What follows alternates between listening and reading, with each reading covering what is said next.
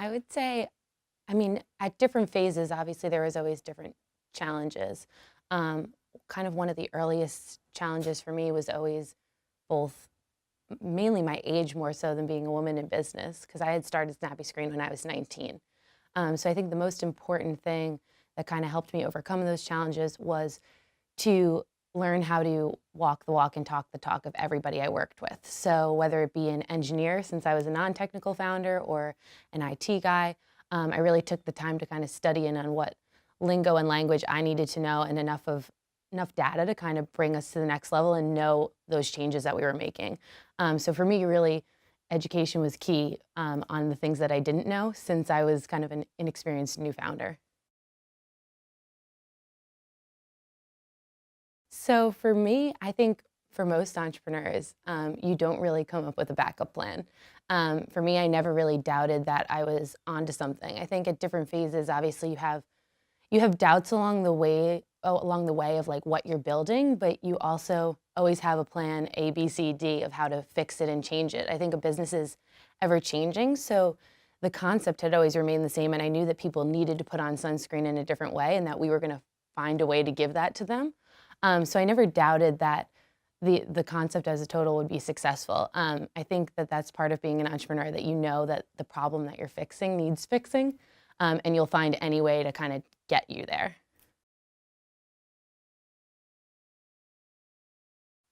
I think for everyone, everyone handles stress differently. So you kind of need to know how to self-check, is my biggest advice. Know when you're kind of running on zero, and not feel guilty about maybe taking a day to go for a run, or taking some time to know that I I always say there's a big pool, and if you throw a lot of junk in the pool, you can't swim through. So if you're eating poorly, not sleeping, not exercising, all of that at once, you will run on zero. So it's really important to know at what time what you're putting in the pool, and make sure that you're pulling at least one thing out of the pool so that you can keep going. Because if you pile everything in, you'll completely run on zero, and that's kind of when creativity stops. You need to have like enough motivation, enough sleep, enough. You need to feel good in order to have your brain functioning at its highest. So I think really the biggest advice would be to self-check, like know when you're getting close to that point, know kind of what your breaking point is, and making sure that you don't bring yourself there, catch it before you get there. So I think I'm a prime example of someone who did not have the experience to build the technology that of the field that I'm in. So I am a non-technical founder. I had no mechanical engineering background, no electrical engineering background. I had no engineering background whatsoever. So for people who are looking to build a product, I think it's good to know that you're always able to, number one, learn.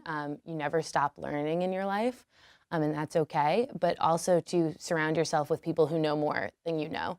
I think that getting SnappyScreen to where it was, I surrounded myself with a lot of different talented engineers and designers at different points that I was able to learn from, but also tell them what I've learned about the industry and what we need, and kind of find that happy marriage of building a product. So it's not always about you personally having the skill set, it's about your ability to build a team and surround yourself with the right people to get you to the next place.